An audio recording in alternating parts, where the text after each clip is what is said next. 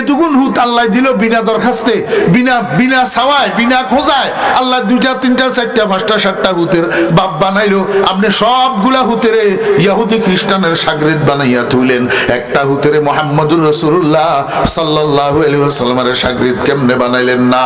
একটা হুতেরে আল্লাহু আকবার আপনার জীবনের শেষ গোসলটা এক সুন্নত মোতাবেক দেওয়ার জন্য শেষ গোসলটা একটা ছেলেরে কেমনে তৈয়ার করলেন না? আপনার হুতেরে কিনলে বাড়াটিয়া মানুষ আনি টাকা দিয়া গোসল দেওয়ানো লাগে। এই বাপ আল্লাহু আকবার। রাসূলুল্লাহ সাল্লাল্লাহু আলাইহি ওয়াসাল্লাম হাদিস শরীফের মধ্যে বলছেন, মুর্দাকে যখন গোসল দিতে নেয় মুর্দা চিৎকার করিয়া করিয়া কাঁদে আর কয়, ও ভাই বন্ধু, কে তুমি আমাকে গোসল দিতে এসছো? খবরদার আমারে বেশি শক্ত হাতে ধরিও না, আমারে একটু মোলায়েম হাতে ধরি, নরম হাতে গোসল দাও।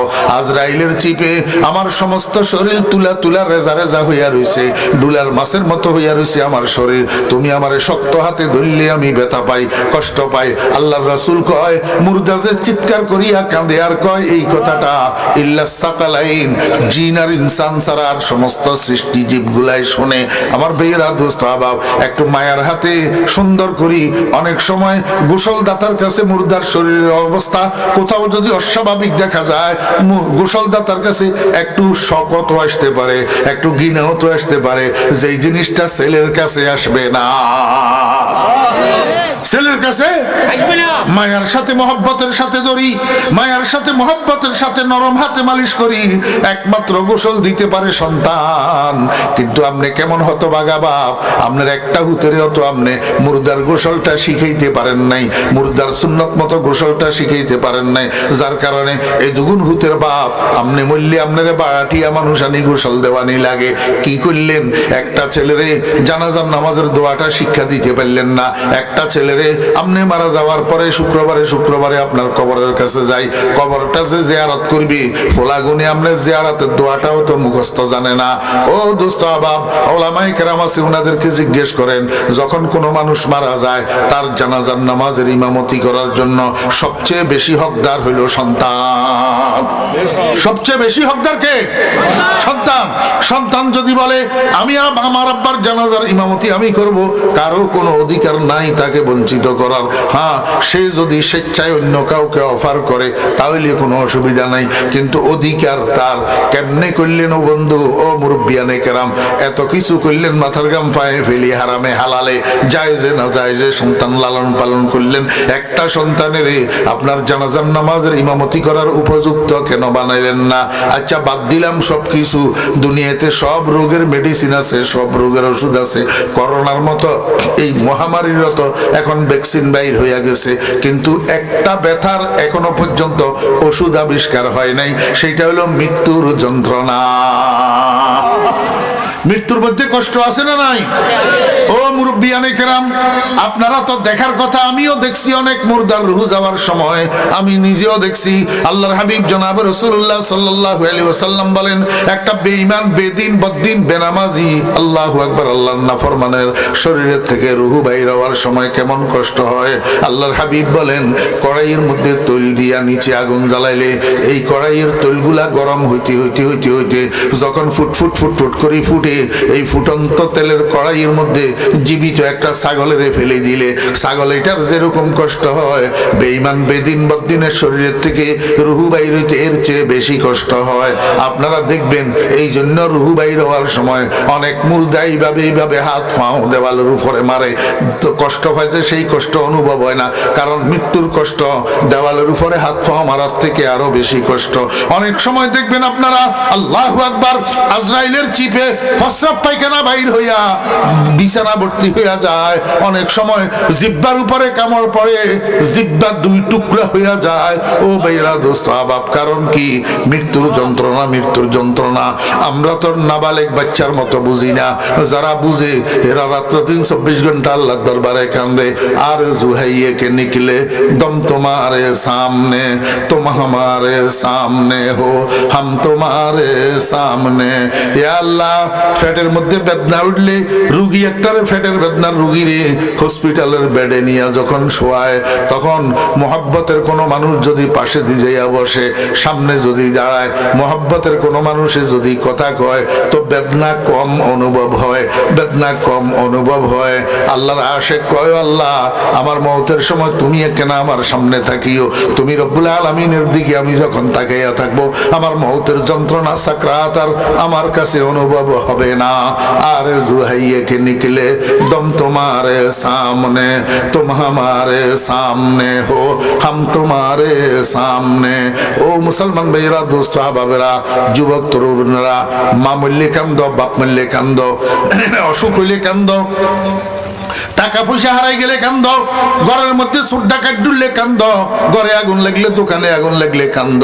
আজকে পর্যন্ত কোনোদিন জীবনে এক ফোঁটা চোখের পানি ফেলছনি? আয় আল্লাহ, সূর্যের তাপ আগুনের ভাব বরদাস্ত করতে পারি না, একটা কাটা ফুটার যন্ত্রণা বরদাস্ত করতে পারি না, একটা উষ্টা খাওয়ার কষ্ট বরদাস্ত করতে পারি না, একটা সুইসের গুতা বরদাস্ত করতে পারি না। আয় আল্লাহ, মওতের কষ্ট, সাকরাতে মওত, আজরাইলের সিব কেমনে বরদাস্ত করবো তুমি যদি হালকা না করে দাও। मरते दम और कब्र में वक्त सवाल, मरते दम और कब्र में वक्त सवाल, हस्बुनल्लाह बसे फजले जुल जलाल। আল্লাহর হাবিব জনাবে মুহাম্মদুর রাসূলুল্লাহ সাল্লাল্লাহু আলাইহি ওয়াসাল্লাম কয়, দুনিয়ার মানুষেরা যেখান থেকে তোমাদের ডাক্তারি বন্ধ হইয়া যায়, সেখান থেকে আমি রাসূলের ডাক্তারি শুরু হয়।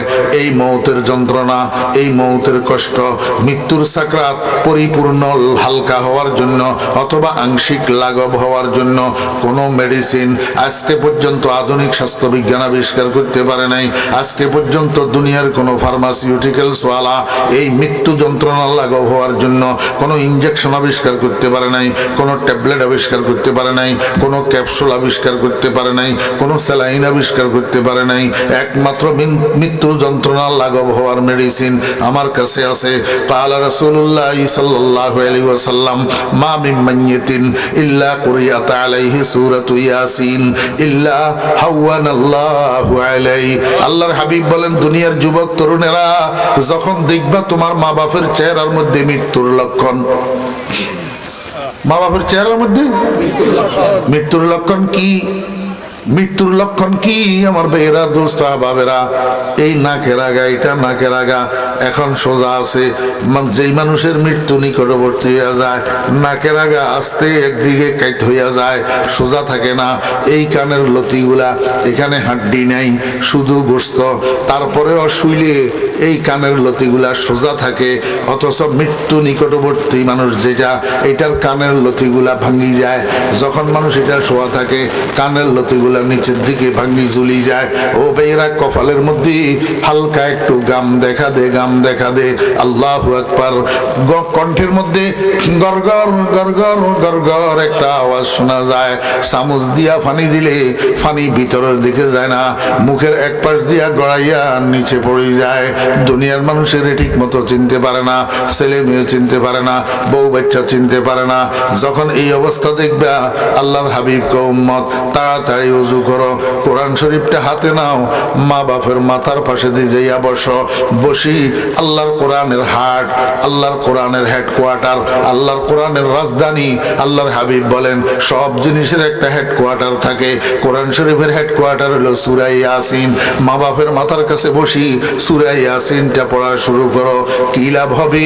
আল্লাহর হাবিব বলেন, উম্মত, মায়ের স্তনে দুধের শিশু দুধ পান করতে করতে এক সময় ঘুমাইয়া পড়ে। এই ঘুমন্ত শিশুর মুখের থেকে মায়ের স্তন যে খুলি যায়, ছেলের যেরকম খবর থাকে না, শিশু টের পায় না। সূরা ইয়াসিন পড়ুয়া মানুষের শরীরের থেকে এমন আসান ভাবে রুহটা বাইর হয়, ওই মুর্দার খবর পর্যন্ত হয় না, টের হয় না। মুরব্বিয়ানে কেরাম কি করলেন? কার জন্য করলেন এত কিছু? কার লাগিয়া? বান্দ বাড়ি ঘর। কার লাগিয়া? বান্দ বাড়ি ঘর মনরে কার লাগিয়া বান্ধ বাড়ি ঘর।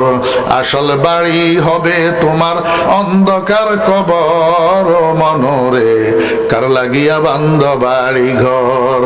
আজকে আপন আপন ভাবো যাদের, সবই তোমার পর মনরে, কার লাগিয়া বান্ধ বাড়ি ঘর। কি করলেন? সারা জীবন আল্লাহু আকবার উতাল ফাতাল করে ফেললেন। হারামে হালালে জায়েজে না জায়েজে মানুষের হক মারি খাই, মানুষের টাকা পয়সা আত্মসাৎ করি, মানুষের জমিনের আইল কাড়ি, এত কিছু করি সন্তান লালন পালন করলেন। আজকে সন্তান আপনার কি কাজে আসে? আপনার মৃত্যুর সাকরাতের সময় সূরা ইয়াসিনটা তো পড়তে জানে না। সূরা ইয়াসিনটা পড়ার মতো একটা সন্তান কেন বানাইলেন না? একটা সন্তানকে সূরা ইয়াসিন পড়ার মতো কেন যোগ্য করে তুললেন না? এই জন্য অনুরোধ করি আমার ভাইয়েরা, দোস্ত আহবাব, সবগুলার সন্তানেরে অন্যের ছাত্র, আল্লাহর রাসূলের দুশমনদের ছাত্র বানাইয়েন না। কিয়ামতের ময়দানে হাউজে কাউসারের শরবতের জন্য হাত বাড়াবেন, তখন নবীজি জিজ্ঞেস করবে, কিরে তোর ঘরে যে আল্লাহ পাক আমার 4-5টা উম্মত পাঠাইলো, তুই সবগুলা উম্মতের ঈশ্বরচন্দ্র বিদ্যাসাগরের ছাত্র বানাইয়া দিলি, রবি ঠাকুরের ছাত্র বানাইয়া দিলি, লেনিন কার্ল মার্কসের ছাত্র বানাইয়া দিলি, আমি নবীর ছাত্র একটাও কেন বানাইলি না? কেমনে উত্তর দিবেন? কেমনে জবাব দিবেন? হাউজে কাউসারের শরবতের পানি কেমনে পাবেন? এই জন্য অনুরোধ করবো আমার এলাকাবাসী ভাইরা, আমার দেশবাসী ভাইরা, এখনো সময় আছে, আল্লাহর ওয়াস্তে তৈরি হন। একটা হইলেও প্রত্যেক ঘরে একজন হইলেও হক্কানি রব্বানি আলেম তৈয়ার করেন, যদি আল্লাহর দরদ থেকে যদি বাঁচতে চান। প্রত্যেক ঘরে ঘরে অন্তত একটা হলেও হক্কানি আলেম তৈয়ার করেন। হক্কানি আলেম কি আলেম? মাদ্রাসায় পড়ার নাম আলেম হওয়া নয়, মাদ্রাসায় পড়ার নাম আলেম হওয়া নয়। মনে কষ্ট গেলে আমাকে মাফ করে দিবেন, আমি মাদ্রাসায় পড়লাম মাথায় টুপি দিই না, আমি মাদ্রাসায় পড়লাম দাড়িগুলা ছাঁচি, আমি মাদ্রাসায় পড়লাম শার্ট প্যান্ট পরিধান করলাম, আমি মাদ্রাসায় পড়লাম ঠিক মতো নামাজ পড়ি না, আমি মাদ্রাসায় পড়লাম রাত্র দিন টেলিভিশনের মধ্যে ডুবি থাকি, গান বাজনা নিয়ে পড়ি থাকি, আমি মাদ্রাসায় পড়লাম দুনিয়ার সমস্ত দুনিয়াদার ফোলাফাইনের লগে আমার আড্ডা, আমার ঠিকানা। অদোস্ত, এই মাদ্রাসায় পড়ার কোনো মূল্য নাই।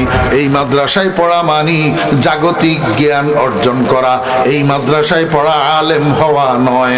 মাদ্রাসায় পড়ার পরে মাথায় যদি টুপি থাকে, মুখে যদি দাঁড়িয়ে থাকে, ফরনে যদি সুন্নতের জামা থাকে, 5 ওয়াক্ত নামাজ যদি থাকে, ওযু করার সময় মেসওয়াক যদি থাকে, খাওয়ার সময় দস্তরখান যদি থাকে, মা বাবা আত্মীয় স্বজন স্ত্রী কন্যার মধ্যে পর্দা পশিদা যদি থাকে, এক কথায় আল্লাহর ভয় যদি অন্তরে থাকে, নেক আমল যদি নিজের মধ্যে থাকে, তাহলে সে আলেম, নতুবা মাদ্রাসায় পড়ার নাম আলেম নয়।